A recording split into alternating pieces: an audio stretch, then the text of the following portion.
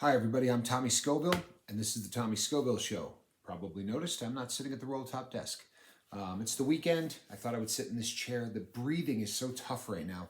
The So much of the West Coast is on fire. If I look out the window, you would not believe the smoke, even through little cracks in the house. The whole house smells like smoke. It's just awful. And I thought I would sit here, a little bit more relaxing, and you can let me know in the comments section if this drives you nuts. But uh, People today, this is the Ruffle Feathers episode. There's going to be some good advice in here as well, but I'm going to ruffle some feathers. I'm going to be talking about the rehabilitation community in the United States. I can't speak to it in other countries, although I would be willing to bet that it's all based on the original 12-step model. And I've talked about how I believe that because courts order people to go to these programs, that they're washed out. There's too many people there that don't want to be there, and because of that, you sit in a room with a guy sitting next to you who's high. That's a very difficult way to try to get sober. It just doesn't work. It really does. It really doesn't. Rather, it's a bad model. But there's some other things that I want to talk about, and again, it's going to ruffle some feathers. You want to hear one that's going to ruffle even more, and it's probably going to sound arrogant. I'm going to be rewriting the steps. I'm going to be taking a lot from 12 steps because I think a lot of it works. But I am going to put down in writing how I worked my program. And again, nothing that I tell you people, you have to take every single word of and apply it to your life. The purpose of this is to get you to think, and most oftentimes you can write your own program. They'll tell you you can't. You absolutely can. When I used theirs, it didn't work. When I wrote my own, here I am, right? And I'm not just sober. I'm doing good things, which was, if you had told me this 10 years ago, there's no chance I would have believed that this was a possibility. So some of the things that they teach, I have a real issue with. The first one I want to talk about is God. And you know my stance. You know my religious belief. So are there atheists who have gotten sober? You bet. Every minute of every day, there are atheists who get sober. So they should have their own 12 steps, and they should have it. That doesn't mention God. If that makes them comfortable, that's fine. But you go to a 12-step program, and you will hear today, walk into one today, you will hear this, guaranteed. They will tell you, and you're all about to laugh, because those of you who have been to plenty of meetings are going to say, oh man, your higher power can be what? It could be a doorknob if it makes you happy. They tell you that if you want, your higher power can be a doorknob, but you need to have a higher power. So you're going to turn your will over to a doorknob. People, some of the things that they say are so stupid that it takes my breath away. Another one that drives me nuts. People, our past is bad. The reason we own it is because it's important, and it's not good, but one of their cliches, go to a meeting, you'll hear it today. My worst day sober was better than my best day on drugs, right? My worst day sober is better than my best day drugging. Man, oh man, I don't know where these people lived or what lifestyle they had. The honeymoon period that I talk about, before you really want to quit, when you're completely happy in your drug, there is that period for everybody. When you first start using it and you think, oh, I can work better, or I'm so much more relaxed, or I'm kinder to people, or whatever rationalization you get in your mind for why this isn't such a bad thing.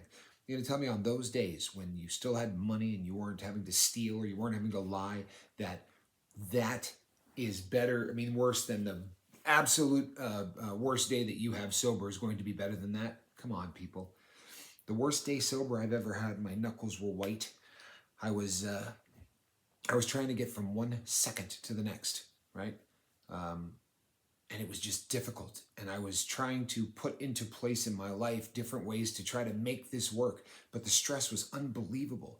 My best day on drugs, I remember being in an island, with these people that were hand fishing for barracuda. I was wasted, absolutely destroyed on drugs. And the guy had a little white radio that looked like something from Gilligan's Island.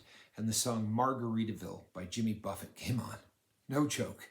And I looked over at the guy I was with and just said, man, you got to be kidding. How perfect is this? That was a pretty good day. It was.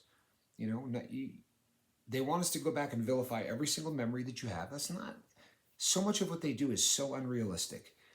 It really is. And here's the one that I really want to hammer on today. There's only one way that you're going to quit and it's going to work. And that is if you quit for yourself, right? You can't quit for somebody else. If you quit for somebody else, you're going to fail. What they try to do is they try to get to the lowest common denominator so that they can have the highest chance for success, because the more successful they are, the more money they can bill you. For real. I don't mean, when you go to an NA meeting, but I'm talking about when you go to a rehabilitation center, and that trickles down to every other aspect of rehab, right? So they want to make sure that, let's say you said, boy, I want to quit for my wife. She has stood by me my entire life, and I've been an addict, or I've been a drunk, and she never left me, and boy, she's got this coming. I'm going to quit for her. It's a really good reason, right? But what happens if you get divorced? They're afraid if you get divorced, you're going to go screaming right back to your drug of choice. And look, that's a possibility. It really is. But you absolutely can get sober for reasons other than yourself. In fact, I think most people do. Remember Henry? Henry got too drunk, couldn't get up the following morning because of a hangover to take his daughter to school. And Henry quit. So the reason that he got sober, his why, right? The big W, the why for him was his daughter. That's awesome. Can you think of a better reason? When I wrote that in the comment section, tons of people chimed in and said, of course, people applauded it. No, there isn't a better reason. Andrew Eats, right? He's the new daddy now. His kids love the new dad. That's a great reason to quit doing drugs. That's a great reason to quit drinking. Now, once you go from I'm quitting to I'm sober, then you start to work through a program that is going to help you stay sober. You're going to get the tools, things like breathing exercises, things like quiet time, things like making sure that you don't have idle downtime where you sit around all day long doing nothing, staring at the wall, because we know what that does, right? That's going to climb back into your life. You make a list of what your triggers are, and you make sure you avoid parts of town, certain music, whatever it is that's going to start that relapse process. So once those tools are in place, sure, then you can really concentrate on you and making sure that you yourself are happy with what you're doing. But you absolutely can quit for reasons other than yourself. So what I want you to do, people, and you know what I say, I'm not a teacher, I'm not a professor, and I'm not here to give you homework assignments. I'm never going to tell you absolutely have to do something, but you absolutely have to do this. You need to know your why. You need to know what your why is. And this is not just for sobriety. This is in everything in life. If you're going to take your chips and you're going to shove them all into the middle of the table, then you better know what your why is, right? You can't go all in on something if you don't have the reason that you're going all in on something. It's pretty cut and dry. But so many people decide that they want to quit because they say, well, I have a drinking problem. I have to quit. No, you don't. There are people who drink until they die. There are people who do drugs until they die. There's a reason. What is the reason? Define it in your head, because when that voice comes in the back of your head that says, I'm going to the liquor store, or the voice in the back of your head says, just call the dealer, what's going to stop you is your why. Are you following me, people? If you were Henry and you wanted to go to the liquor store and get that drink, his why was, man, I couldn't get out of bed to take my daughter to school. That's a why that will keep you from putting the keys in the car to drive to a liquor store. That's a why. And I will say to you that if the why is yourself, well, I'm just doing it for me. Man, as addicts, everything we do for me. It's me, right? And how well has that worked out for us up to this point? Define your why. Because if there's no reason, there's no results. Reason always comes before results. So if you don't have your reason very clearly defined, forget about the results. They're not going to come. So please, people, find out your why. And I know that there will be people that are going to feel better if they put it in the comment section. Fantastic. I think that's great. When you put it out into the world, a lot of times for a lot of people, that makes it far more solid. You don't have to. I'm not telling you that you have to do that. But do what you're comfortable with. If that's something that, you want to do, great. I think I'd love to see the whole comment section full of your whys. But you don't have to. However, write it down, because when a thought goes to paper, it becomes a goal, right? It becomes real. When something goes from here and then you write it down, it goes from being a dream to a goal, right? It becomes something that's tangible. You need to define your why, people.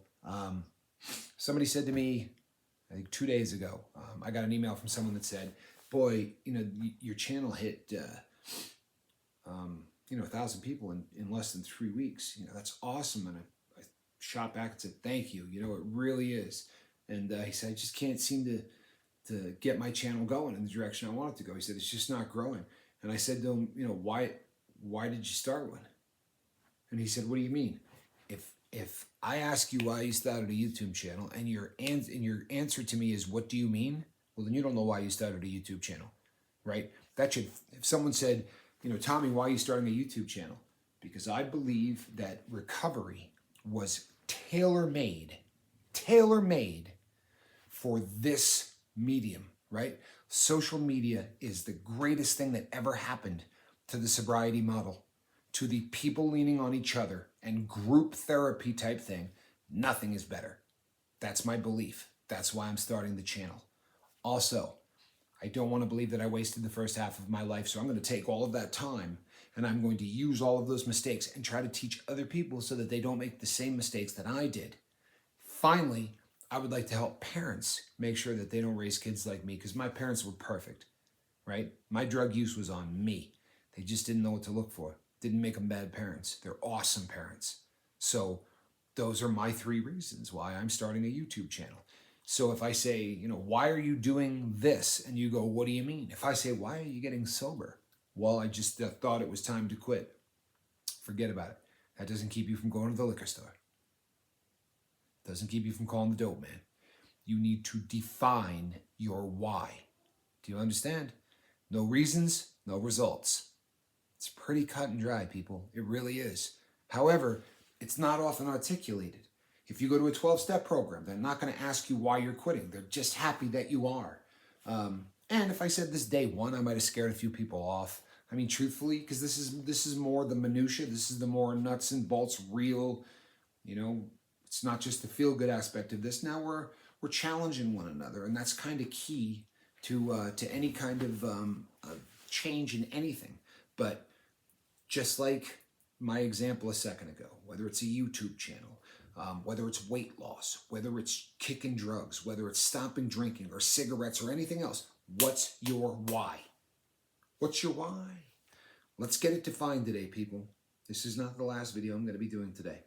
I do want to talk about weight loss, and I've got an idea that I want to run by you, but I'm going to talk to a couple of more people between now and tonight, but I promise this idea will be tonight. And I think it's a big deal, and it may be stupid. I'm willing to admit that there are times in my life that I think I get a great idea, and then afterwards I go, what was I thinking? From here on out, I'm going to just ask my friends, all 1,199 of them as of this morning, and I'm going to get a little feedback, because that's what you do when you have a group of people that support you. So tonight, there will be another video. Between now and then, people, what's your why? What's your reason for stopping? Because without that, people, I promise you that you're simply not going to get the success that you want.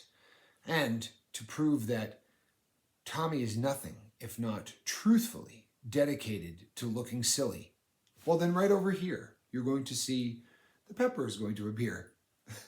My little Tommy Scoville symbol is going to appear. And over here, there is going to be a video. In theory, that just happened.